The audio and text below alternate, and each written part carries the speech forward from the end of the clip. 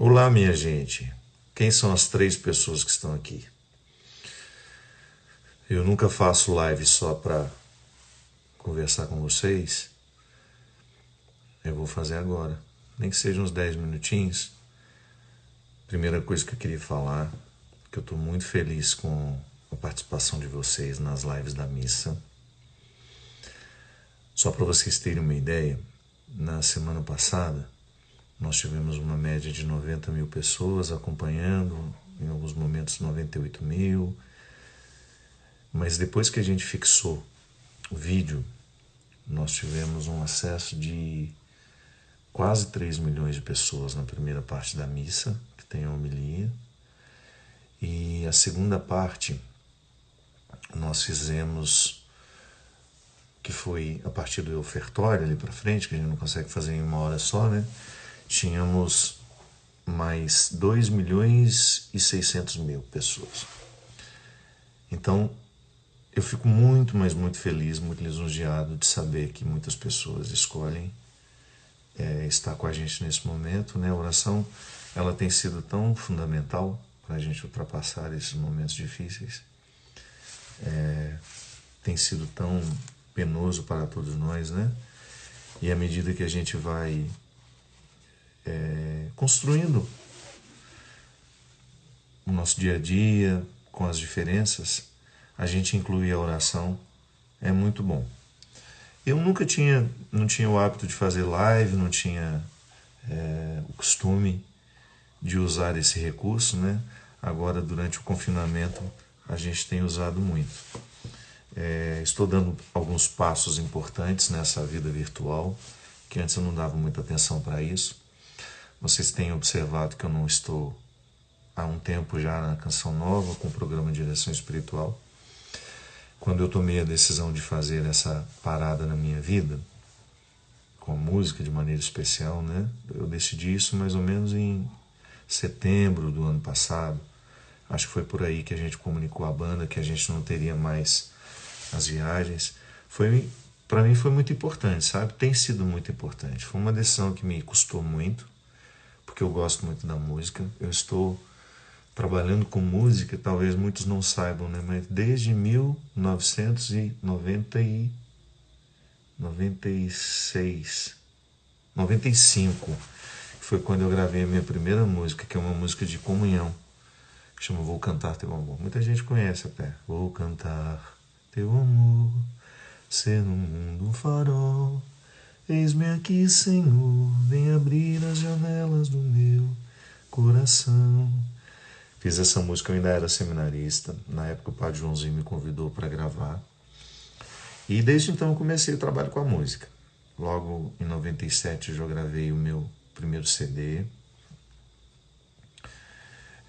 De Deus um Cantador, lá nas Paulinas. Então, sempre esse trabalho com a música.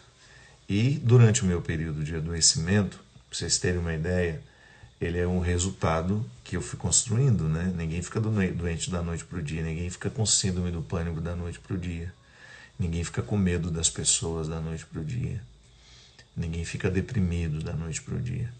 E eu me lembro que o meu primeiro sinal foi justamente na estrada, uma dificuldade que eu estava enorme, gente. Vocês não sabem como era penoso quando eu ia chegando ao local do evento, quando eu tinha que descer da van, quando eu tinha que encontrar as pessoas. Era uma coisa que não estava no meu controle, sabe? Quem teve síndrome do pânico, quem teve depressão sabe. Não é uma coisa que você controla, que você decide racionalmente. Eu vou viver esse momento e vai ser tudo tranquilo. Não é. Definitivamente não é. E aquilo que antes para mim era uma fonte de tanto prazer, de tanta alegria, de tanta satisfação, de repente deixou de ser.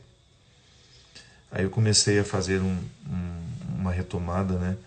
Pra vocês terem uma ideia, quando eu lancei o meu CD pela LGK, Som Livre, que eu tive aquela grande divulgação na televisão do meu trabalho, quando eu comecei a ir nos programas de televisão que não eram católicos, enfim, quando eu saí do contexto católico, não saí para deixar, né? Mas quando eu deixei de ser conhecido apenas no meio católico e fiquei também conhecido no meio secular, eu tive uma época em que eu tinha 25, 26 shows por mês. Às vezes eu ia em casa uma vez a cada 2 meses para trocar de mala. E nenhuma saúde aguenta isso, né? Sobretudo quando você tem uma natureza que pede a quietude. Eu sempre fui assim. Pode não parecer, mas eu sou tímido, muito tímido. Eu enfrento bem. Por exemplo, vou ter que falar para 1 milhão de pessoas. Nem frio na barriga me dá. Eu sou tímido nas relações interpessoais, sabe? Se eu chegar assim numa sala que tenham 6 pessoas, eu fico tímido. Eu não tenho timidez com a multidão, eu tenho timidez assim, no dia a dia. Fico extremamente constrangido quando as pessoas me abordam para tirar foto e eu sei que as pessoas estão olhando ao redor. Tudo isso me faz ficar muito constrangido. Então, eu tenho uma natureza melancólica, a melancolia sempre fez parte da minha vida. Sempre fui um menino triste, digamos assim, né? Não de tristeza, que vida infeliz que eu tenho. Não, não é disso não. É de uma coisa que eu tenho dentro de mim, que eu não sei de onde nasce, que acaba me identificando muito com tudo aquilo que é naturalmente melancólico, né? Eu, quando era adolescente, eu já tinha o hábito de ouvir uma música popular brasileira extremamente melancólica. Eu me lembro que quando a Valéria, uma amiga minha lá de Formiga, me apresentou a obra do Paulinho Pedra Azul, nossa, foi, meu Deus, como minha alma cabe nas músicas, as músicas do Paulinho Pedra Azul, como a arte dele, a obra dele, é uma expressão da minha alma, sabe? De uma tristeza, de uma melancolia, aquelas melodias tristes, bonitas. Então eu sempre fui assim.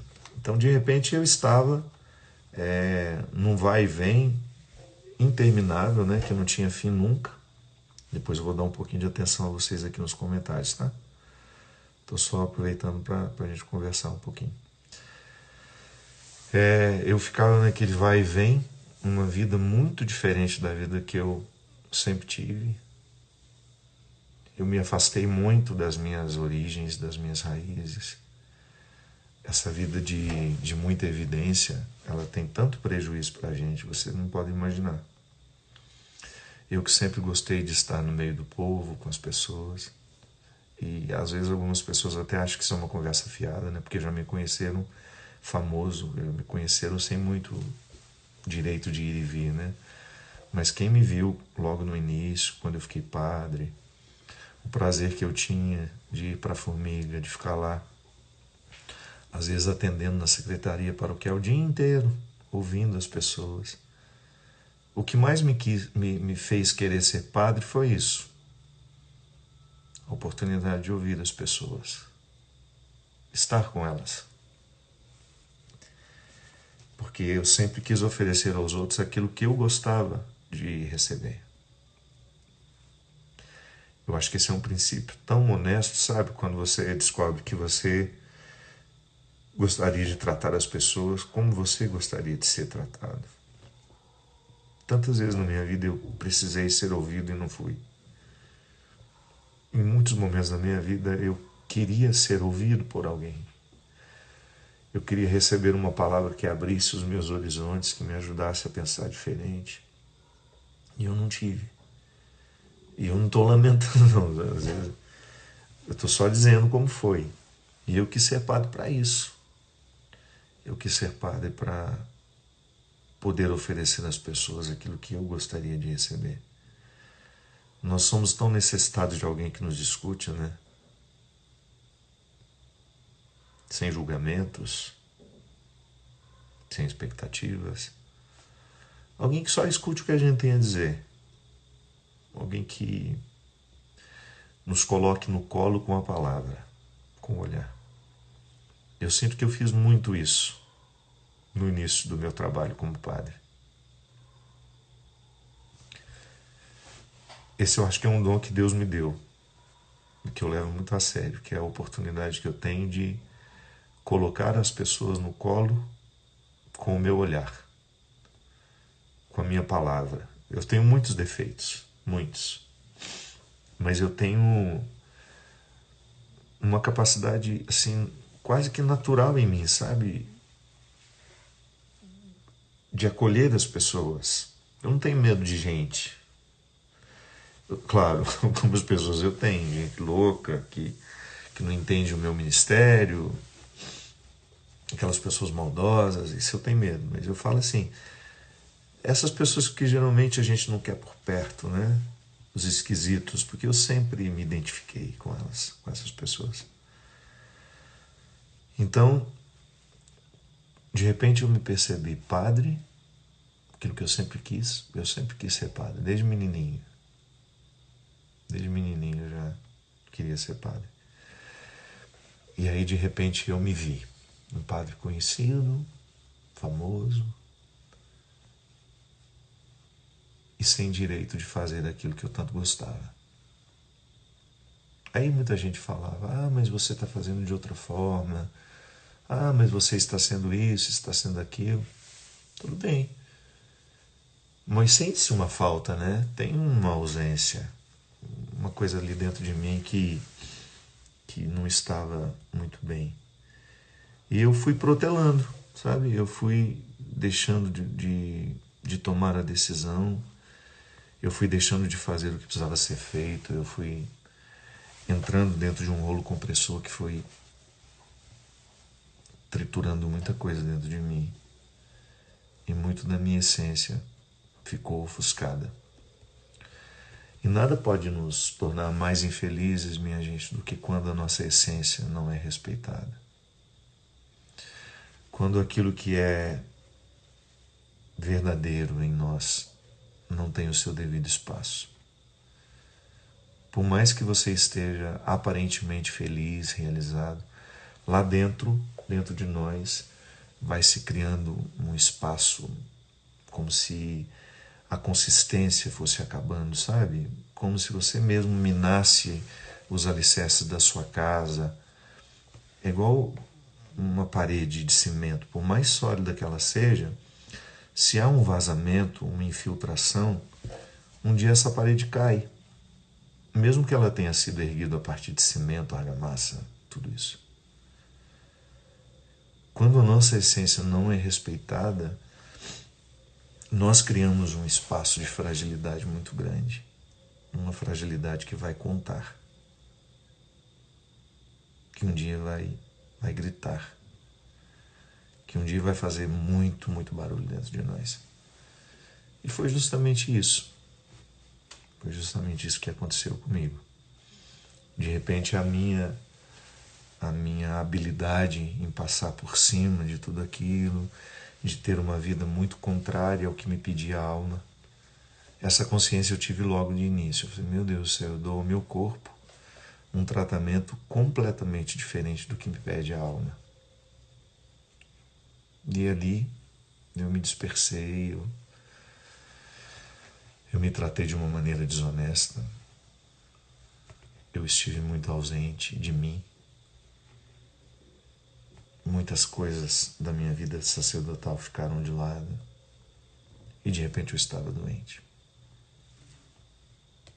O Padre Fábio, que tantas vezes esteve tão inteiro nas coisas, de repente teve que dizer que não era assim, que a gente adoece também. E que por mais que a gente tenha vontade de ser forte, dizer que está tudo bem, não está. Não está. Mas foi tão libertador para mim, sabe? Porque para mim foi também muito bom. Porque eu me lembro que quando eu comecei a ser conhecido, sempre tem aquela possibilidade de você inventar um papel, né? De você fingir alguma coisa, para as pessoas gostarem um pouquinho mais de você. É uma tentação isso. E eu pensei na hora e falei, quando a primeira oportunidade de ir fora dos muros da Igreja Católica, pensei, opa, eu vou ser eu mesmo. Porque vai ser difícil. Imagina não sendo quem eu sou. Se eu tiver que me tornar conhecido sendo alguém que eu não sou. E é claro, eu não fiquei lá contando os meus pecados, as minhas misérias. Não, só fui eu. naquilo que é publicável, naquilo que faz bem ser público. E é claro que eu apanhei muito. Ah, é um homem vaidoso. Sim, não posso dizer para vocês que eu não sou vaidoso. Eu gosto de me cuidar, minha vida inteira foi assim, desde menininho. Mesmo muito pobre, a minha mãe conta que eu já gostava de escolher a camisa, a camiseta de malha que ela ia comprar, o short, eu já dava palpite, e eu chorava quando não comprava, que comprava roupa uma vez por ano, né? Eu me lembro que eu não tinha sapato, eu admirava os meninos que tinham sapato. Quando eu tive meu primeiro sapatinho, eu chegava de todo o compromisso que eu tinha com ele. O primeiro sapato que eu tive foi para fazer a primeira comunhão. Eu tinha uns 10 anos. Foi a primeira vez que eu calcei um sapato. Antes eu tinha que chute, conga, aquele sapato de pobre, né? Mas sapatinho mesmo, de verniz, bonitinho, foi o primeiro. Me lembro que eu guardava como se fosse uma joia. Então eu fui para a televisão e fui, eu sou assim mesmo. Treino, faço academia. Em um determinado momento da vida, a atividade física se tornou um valor para mim.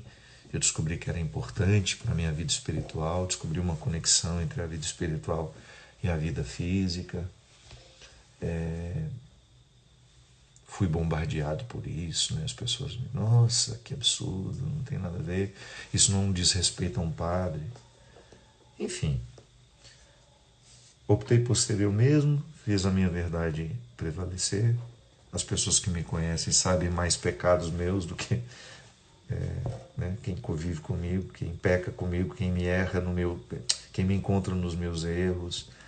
E graças a Deus eu sempre encontrei gente muito generosa, gente muito misericordiosa, que trabalha comigo, que me estende a mão, que não me condena. E é por isso que eu gosto de ser assim, sabe?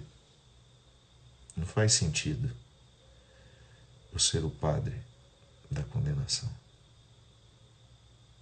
Primeiro porque eu acredito num Deus que me dá a oportunidade todo dia de me refazer, de me corrigir, de entender o meu mecanismo, de não me desprezar por isso, de não me jogar fora por causa dos erros que eu cometo. Eu acredito neste Deus manifestado em Jesus que tem um carinho enorme pelos mais frágeis. Um Deus misericordioso que tem uma capacidade enorme de acolher os que a gente geralmente não acolhe. Então não poderia ser diferente o meu olhar. Não poderia ser diferente a minha presença na vida das pessoas. E aí, esse tempo estranho que nós estamos vivendo está me devolvendo um pouco disso. Volto ao início da conversa, né? Quando eu agradeci a vocês por me permitirem estar com vocês durante as missas, esse momento simples, tão despretensioso, mas que tem sido muito importante para mim, muito. É como se eu pudesse dar a vocês aquilo que eu sempre soube ser o mais sagrado para mim.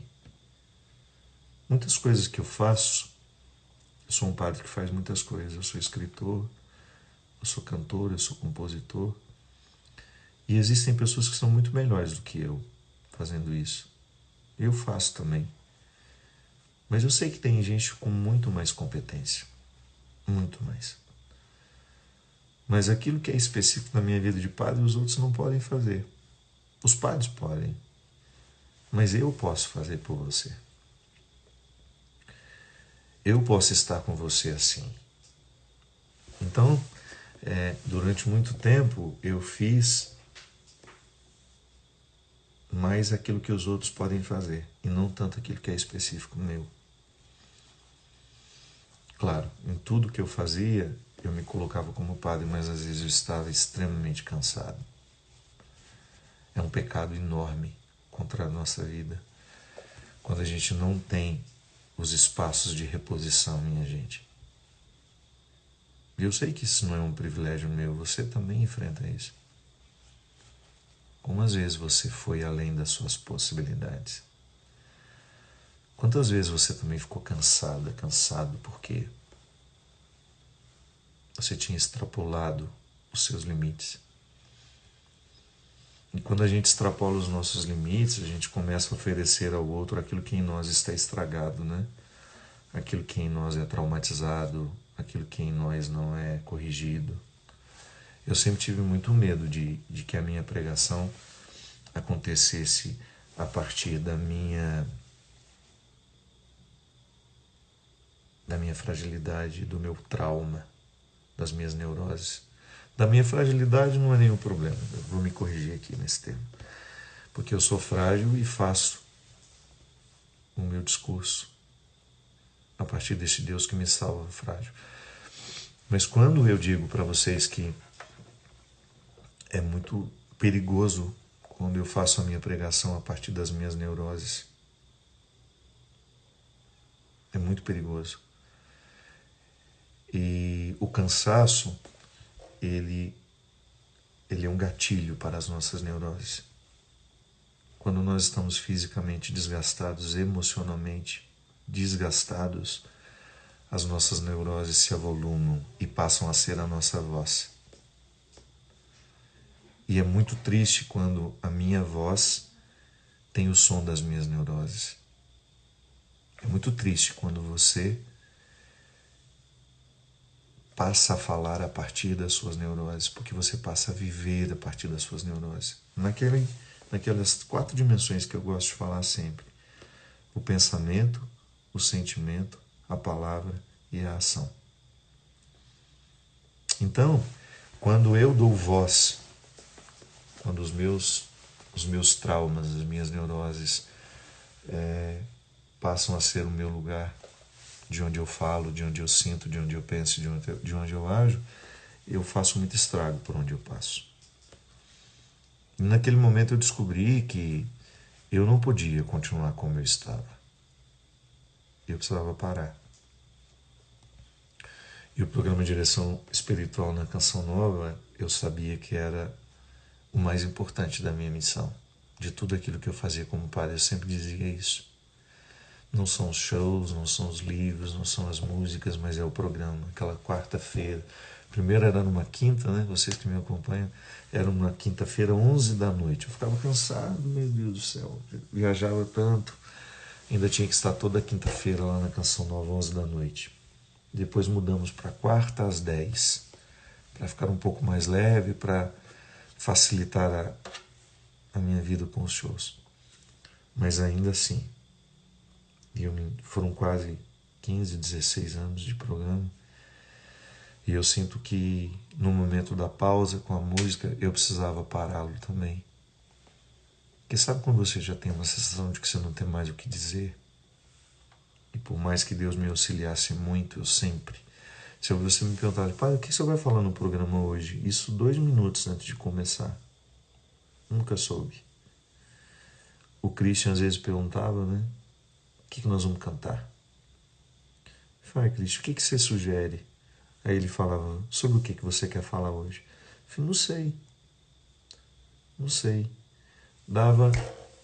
Entramos ao vivo e só ali eu sabia.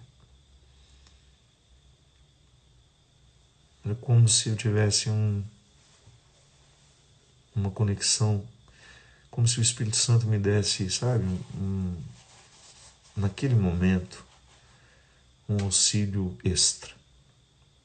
E por incrível que pareça, nos dias em que eu estava mais cansado, mais desgastado, eram os dias em que o programa fluía melhor, em que eu alcançava um nível de profundidade como eu sempre gostei, de tratar as questões humanas com muito respeito e profundidade. Nunca quis fazer um programa por fazer. E graças a Deus, minha gente, nesses anos todos, eu não tenho uma recordação, uma sequer, de algum evento também, não só o programa, de algum evento que eu subisse no palco em que eu cantasse só para terminar o tempo. Graças a Deus, nunca.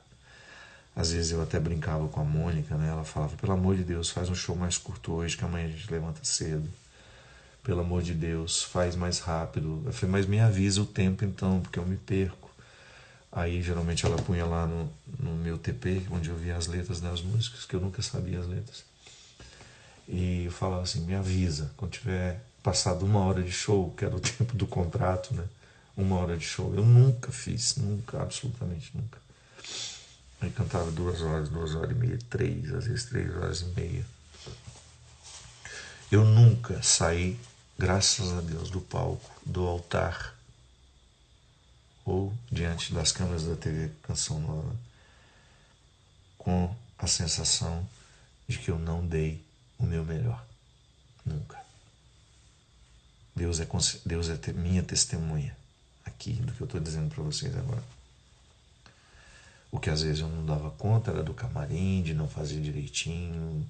O que às vezes eu não dava conta era de atender todas as pessoas que queriam, porque esbarrava naquilo que estava mais pesado para mim, que tinha muito a ver com a minha timidez também, que ficou muito aflorada, o meu medo, enfim. Mas no ofício do que eu precisava realizar. Nunca me lembro, nunca me recordo, sabe, de ter isso. E aí, de repente, eu decidi que na Canção Nova eu também daria um tempo, e aí surgiu essa pandemia, surgiu esse tempo diferente, esse disco que eu estou lançando, disco, né? É tão antigo falar isso, né? Esse EP, não sei o que é EP, de qualquer forma a gente fala assim. Esse EP eu comecei a gravar há 2 anos, pra vocês terem uma ideia. O meu desânimo com a música estava tão grande. Logo depois que eu fiz O Amor Me Elegeu, que é o disco com a Canção Nova, eu fiquei assim muito desanimado com a música. O cansaço da estrada, o cansaço dos shows.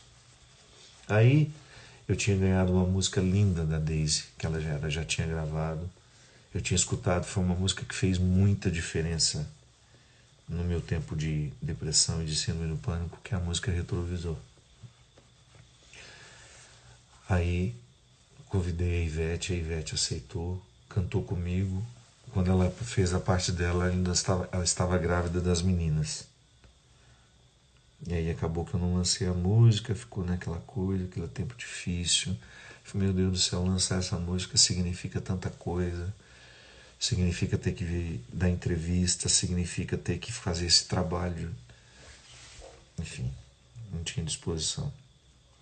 Aí o ano passado, eu falei, mas é um absurdo, né? Uma música tão linda, ficar parada. Aí então resolvi juntar 6 músicas que eu tinha ali, fiz a gravação delas. Ivete participou de uma, Simone Simaria dessa que vocês ouviram, Não Desisto. O Luan Santana numa música linda que nós vamos lançar agora também. E 2 composições minhas, que serão 3 composições minhas que serão lançadas também. E aí veio esse tempo, comecei a usar um pouco mais a internet. Aí ouvi o conselho de muitas pessoas que me diziam, precisa ter o seu canal, de casa mesmo você produz material. E criei o canal para você se inscrever, para você estar comigo. E preparar um tempo assim, né? Como eu dizia para vocês no início, eu nunca imaginava que um dia eu ia fazer uma transmissão pelo Instagram da missa. E que essa missa atingiria tantas pessoas. A Luiz, acho que deve ser Luinês, tá aqui. Padre, a fama te incomoda? O senhor sente falta da liberdade de ir e vir? A fama incomoda um monte de coisa. A fama, tornar-se conhecido, eu acho falar mais assim do que ser famoso. Tornar conhecido pode chamar a atenção para aquilo que você acha importante em você. Então sempre compreendi que a oportunidade de ser conhecido me faz tornar conhecido o Evangelho, as ideias de Jesus, que eu acho que eu acredito que tem um poder enorme de transformar as pessoas, de libertar as pessoas. A palavra de Jesus é naturalmente terapêutica, então eu não tenho dúvida de que o fato de ser uma pessoa conhecida me faz muito feliz em divulgar isso, que eu acredito tanto. Sim, perdi muito o direito de ir e vir, Mas eu não posso dizer para vocês que não foi bom. Nossa, eu conheci tanta gente bacana. Eu estabeleci tantos vínculos ricos, humanamente falando, que me enriqueceram muito. O fato de ser uma pessoa conhecida me colocou em contato com pessoas tão extraordinárias, situações tão extraordinárias. E às vezes você pode até pensar que são as pessoas famosas com quem eu convivo. Não. Eu tenho muitos amigos que são famosos, que são extraordinários para mim, que me ajudaram muito. Eu estou falando daquelas pessoas que eu tive a oportunidade de conhecer, que não são famosas e que mudaram muitas coisas dentro de mim. Então, estamos aqui neste novo tempo, criando cada vez mais a oportunidade de estarmos juntos. Agradeço muito a vocês que me acompanham, que compreendem bem o significado de tudo isso que eu estou vivendo. Tem sido muito especial, muito doloroso, não posso negar. Quem tem síndrome do pânico sabe como é ruim sentir o que a gente sente. Como é difícil às vezes a gente não ter coragem de fazer as coisas mais simples. Você tem medo do trivial da vida. Porque o rito, ele é absolutamente necessário. O rito da vida. O ritual. E às vezes o pânico, a depressão nos coloca indispostos ao rito. O rito do dia a dia.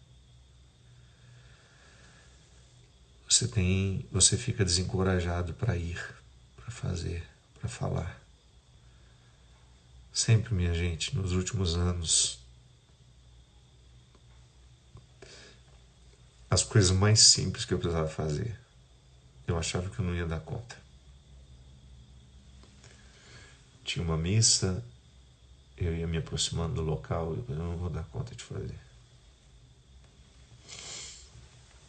Precisava ir ao aeroporto para pegar um avião. Achava que não ia dar conta de pegar o avião e chegar até o lugar. Sabe quando você precisa pensar em cada fase do processo? E em cada fase do processo você acha que é pesado demais para você? O Paulo, que é o motorista que me levou durante todos esses anos, nas distâncias mais curtas, e me levava para o aeroporto às vezes 2, 3 vezes na semana.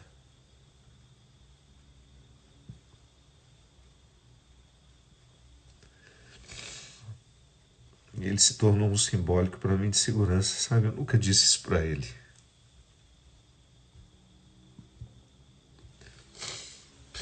Eu entrava dentro do carro, né?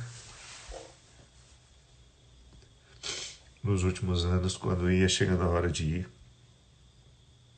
eu tinha algum desarranjo físico, sabe? Ou eu tinha uma febre, eu tinha diarreia, tinha ânsia de vômito, tinha tanta coisa. Aí parava o carro, eu entrava, chegava no aeroporto. Quando eu precisava descer do carro, eu olhava para ele assim. Ele sem ter ideia do que se passava dentro de mim, né? Geralmente eu me despedia dele assim: meu amigo, não vejo a hora de lhe ver de novo. Ele ria. E assim, quando eu chegava em Guarulhos, era a melhor coisa que tinha era ver o Paulo ali no meio das pessoas.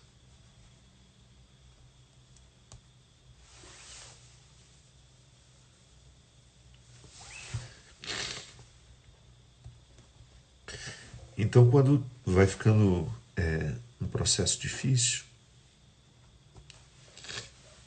quando tudo vai ficando penoso para você, desgastante, por mais que você veja sentido em tudo aquilo que você faz, há uma ordem, né, sendo dada.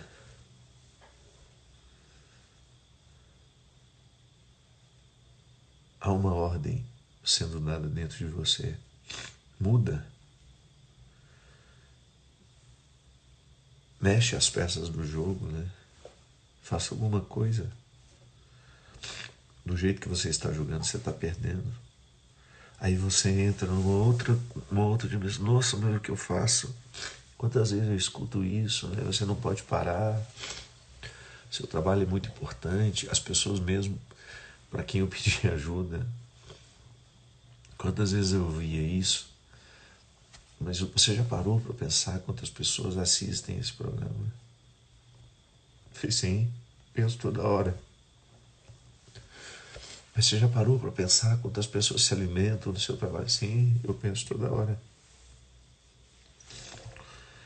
E até qual é o ponto de limite para que o meu desgaste justifique, né, o bem que eu faço? Ou o bem que eu faço? Existe um limite para eu interpretar como importante? Será que existe algum direito em tudo isso, né? De que em algum momento eu possa pensar em mim sem tanto pensar naquilo que eu estou fazendo pelos outros? É difícil, né? É uma reflexão difícil, é uma matemática difícil de ser feita.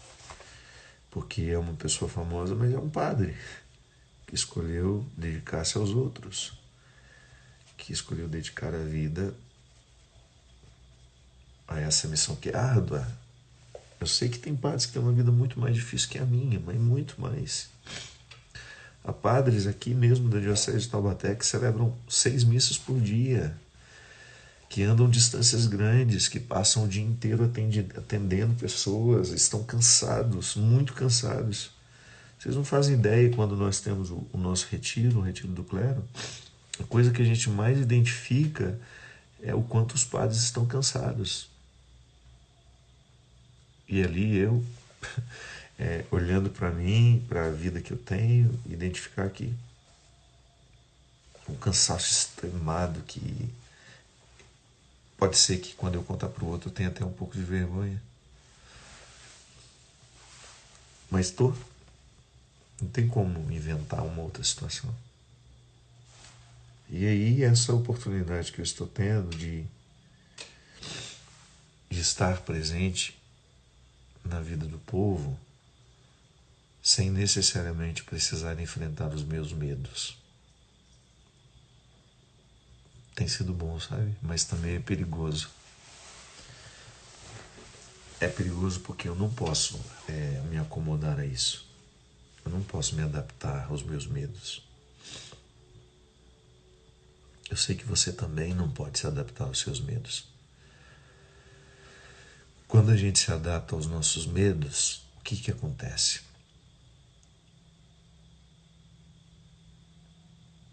A coragem faz as malas e vai embora, porque você está adaptado aos medos. Toda hora que eu preciso me enfrentar, eu tenho que pegar uma coragem aqui dentro, que eu não sei onde está, em que lugar ela existe. Então, se eu fico adaptado aos meus medos, é como se eu desse a propriedade da minha vida aos medos. Então, eu estou aqui com pessoas que não me causam medo, que não têm expectativa, porque isso me desgastava no meu dia a dia. Quando você sai da sua casa, você sabe que o tempo todo você será solicitado. No primeiro momento isso é tão bom, mas depois isso é tão pesado. Que é como se você estivesse o tempo todo num estado de vigilância, porque absolutamente nada em você poderá falhar.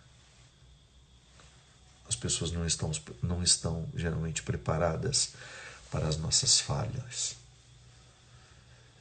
Elas estão com uma expectativa de que nós vamos corresponder às suas esperanças.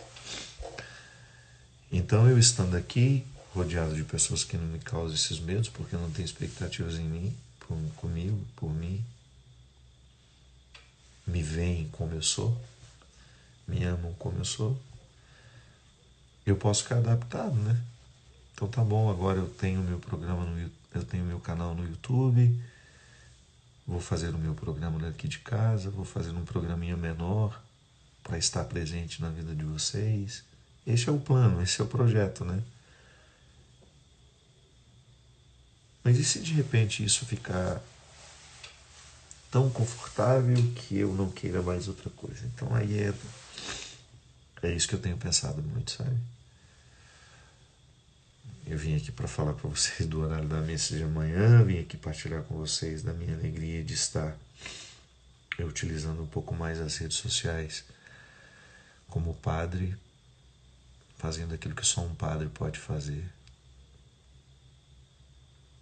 Porque eu sei que vocês me acompanham por diversos motivos. Algumas pessoas me acham engraçado, algumas pessoas me acham, eu gosto dos seus textos, eu gosto disso, eu fico feliz. Todo mundo tem um motivo para, de alguma maneira, querer estar comigo. As redes sociais são salas de estar. Nós estamos todos reunidos. De vez em quando a gente toma um café juntos, chora, ri. Mas é bom estar também. É saber que vocês me acolhem como padre. Vou contar uma coisa para vocês. Naquelas informações que só eu tenho dos posts, no início, quando eu tinha ali alguns milhões, alguns poucos milhões de seguidores, 2, 3, o que mais repercutia eram as minhas brincadeiras com os bichinhos. De repente, os posts que mais repercutiam, passaram a repercutir, eram os nossos textos de reflexões pequenas, pílulazinhas, né? Que às vezes nem temos muita disposição para o texto longo. Que coisa impressionante. Como aquilo foi uma resposta de Deus para mim, sabe? Que bom, o humor aproximou, continuou. Porque eu sou assim, eu acho uma coisa engraçada e quero partilhar. Invento uma historinha para a gente poder rir um pouco, eu acho que isso faz parte, é bom. É bom a gente ter isso. Mas é muito bom que vocês, saber que vocês me acolhem como padre. Que vocês estão comigo. Que vocês me dão a oportunidade de ser para vocês. De entrar na vida. Hoje com essa live eu estou conhecendo um pouco mais do Senhor. Obrigado. Muito prazer. E de ter essa oportunidade de estar com vocês fazendo aquilo que só um padre pode.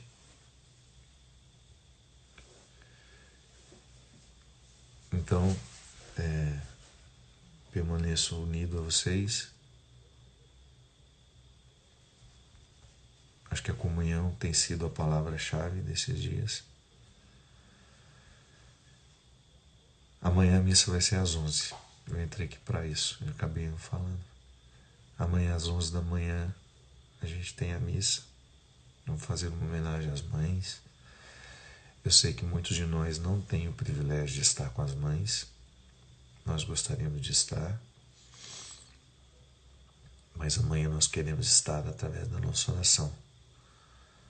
Do nosso carinho, que é uma maneira muito sofisticada de estar na vida de uma pessoa. Toda vez que você reza por alguém, ninguém reza para acontecer uma coisa ruim, né? Bem, a não ser que seja doente da cabeça. Mas toda vez que eu entro em conexão com Deus por uma pessoa, quando eu oro por uma pessoa, eu naturalmente estou movido pelo meu bem-querer, pela água mais limpa que existe em mim, pela água mais saudável que existe em mim. Então a oração é a gente oferecer ao outro o que a gente tem de melhor, o sentimento mais nobre, mais vivo, mais cristão. É isso, minha gente. A gente ainda não está fazendo muita coisa no YouTube porque tem um processo. Eu não entendo muito bem, o meu povo lá está cuidando. A gente ainda não pode ter transmissão ao vivo, Nós ainda temos alguns limites, alguns protocolos a serem vencidos, porque o canal foi recém-criado, né? Então, se você tiver vontade de me acompanhar por lá, você pode se inscrever e a gente vai aos poucos ocupando esse espaço vazio que ficou da Canção Nova. Muita gente me pergunta, é aqui na Canção Nova, desculpa, é aqui no Instagram, às 11 horas da manhã, a missa, tá? Não pode ser no YouTube ainda. Muita gente me pergunta, padre, o senhor deixou a Canção Nova? Não. Tanto é que era para estar lá na Festa da Misericórdia. Sempre que a Canção Nova precisar de mim, eu estarei. A Canção Nova não era um trabalho que eu tinha. Nunca recebi um tostão para estar lá. Sempre foi o meu espaço de gratuidade. Fazia o programa com imenso prazer, com imensa alegria, até o momento que eu disse para vocês que ficou muito pesado, muito difícil. Então eu não abandonei a Canção Nova. O programa Direção Espiritual acabou? Não. Pode ser que algum outro padre vá assumir, pode ser que algum outro padre, a Canção Nova canse de repetir, né? Porque por enquanto estão sendo reprises, o programa é deles, não é meu. Esse nome Direção Espiritual é da Canção Nova, pertence a eles. Eles estão muito respeitosos comigo, porque eu sinto que eles querem que eu volte a fazer o programa. E eu confesso para vocês que eu tenho assim um desejo de ter ainda, sabe? Força para voltar lá e respirar fundo e recomeçar. Mas por enquanto não tenho, não. Por enquanto eu não tenho condições ainda. E eu espero que a gente vá construindo outras formas de estarmos juntos, né? Vou voltar aqui mais vezes para ler vocês, para de repente colocar vocês para participarem de uma conversa. Imagina que belezinha a gente fazer uma espécie de uma direção espiritual com você dizendo o seu problema, porque você pensa que o problema é só seu. Ixi, se você contar o que está acontecendo com você e a gente falar aqui ao vivo, como a gente atendia, né? Quem acompanhava o programa de Direção Espiritual no início sabia que a gente atendia ligações. Imagina que bom você entrar aqui comigo, falar do seu problema, discutir isso. E as pessoas que estão nos assistindo, tenho certeza que nós nos identificamos muito. E toda vez que nós escutamos alguém falando de uma dor muito parecida com a da gente, de alguma forma nós estamos vivendo aquele mesmo processo terapêutico, que a palavra que está sendo dita para o outro tem um poder enorme de fazer bem. Aliás, minha gente, eu acredito mesmo nisso. Quem nos cura é a palavra. Quando a gente vai a um terapeuta, o que ele vai fazer com a gente? Dizer palavras mágicas? Não. Ele vai dizer alguma coisa que reverbere dentro de nós e você se reinterpreta. Você passa a se ver de uma nova forma, de um novo jeito. A terapia é justamente a reformulação das ideias, a reformulação dos sentimentos, a reformulação das palavras. É por isso que o processo é sempre integrado. Eu preciso modificar o que sinto, o que penso, o que faço e o que digo. Sempre. Quando nós modificamos a nossa linguagem, quanta coisa já fica diferente. Quando você modifica a maneira como você fala, o que você costuma falar sobre você, de você e dos outros. Então aqui a gente pode fazer sim, de vez em quando, alguns encontros assim, em que eu não fale sozinho. Volto a dizer, hoje eu entrei para dizer o horário da missa e acabei contando um pouquinho de como eu tenho estado. E obrigado pelo carinho de vocês, viu? Muito bom. Me sinto muito amado por vocês e isso não é demagogia, não. Eu agradeço muito a Deus. E apesar de eu ter tomado alguns caminhos que me desgastaram tanto, que foram além das minhas forças, Eu estou muito feliz por estar aqui, por ser quem eu sou. Eu não tenho como mudar o que foi, nem acho justo ficar lamentando. Se eu tivesse feito diferente, não altera nada. Cá estamos nós, precisando viver, precisando dar conta da vida, precisando encontrar a maneira mais sensata, mais coerente de ser quem somos. Obrigado, meu povo. Até amanhã, às 11 da manhã. Avise para as pessoas, para quem você sabe que está precisando de rezar. Se a sua mãe não tem conta no Instagram, crie uma continha para ela poder acompanhar as coisas boas que estão acontecendo. Muitos idosos em casa não estão podendo participar da missa porque não tem conta no Instagram. Faça o trabalhinho de ensinar, de criar esse instrumental para eles. É isso mesmo, não vamos desistir não. Não, nunca desistir. A gente chora, a gente reclama, né? Porque faz parte, mas desistir não. Obrigado, minha gente. Muito obrigado mesmo.